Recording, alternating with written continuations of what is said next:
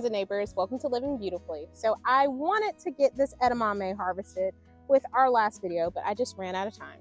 So I have a few minutes, so I'm going to try to get all these picked so I can shell them and blanch them and freeze them. So come along with me. Okay, my turn.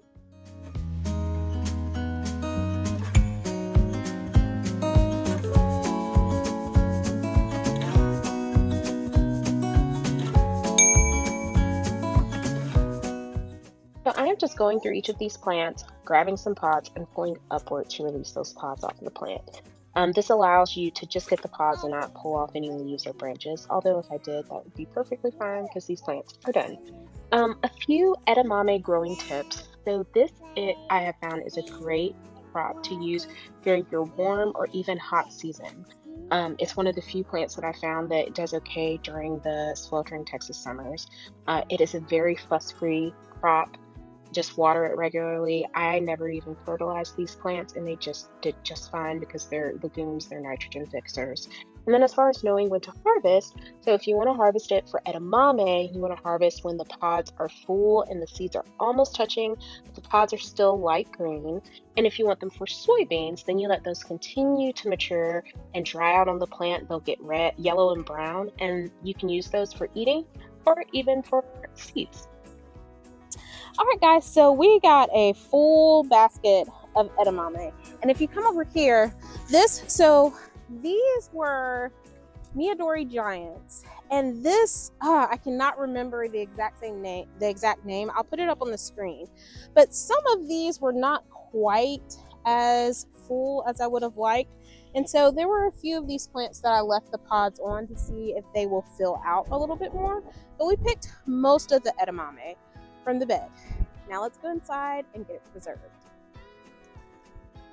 So I had a lot of helpers yesterday that helped me to blanch and shell most of this edamame, which I am so grateful for.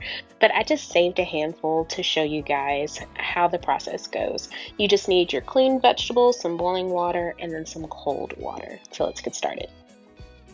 All right, so we're going to take our edamame. It has already been washed. And I'm just going to let some of those just go right into boiling water. And you want to let them boil for about 3 minutes. So I'm going to make sure that they're all nice and submerged. And I'm going to set a timer for 3 minutes. So what is blanching and why is it important for food preservation? Blanching is the process of boiling or steaming a vegetable and then quickly cooling it in ice water to stop the cooking process. This process causes a stop to the enzyme activity that can cause loss of flavor, texture, and color during long-term storage. So blanching your food before freezing it makes sure that the quality will hold up in the freezer, and once you're ready to use it, it is just as fresh as when you first picked it, or at least almost. And then after they have cooled down, all you have to do is take a pod and the seed should slip right out. See? All it took was a little squeeze and they came right out. You're going to do that with all of your pods.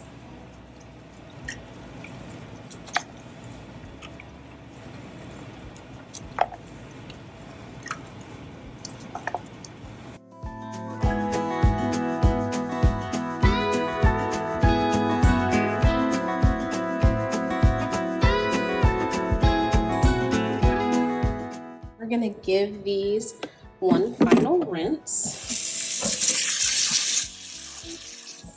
And then you can take these and you can store them however you prefer. You can throw them in the fridge and use them, in the next week or so.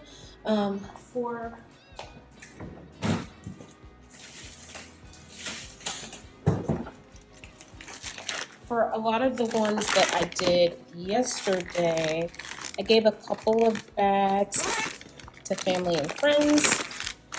And then I basically vacuum sealed them and froze them.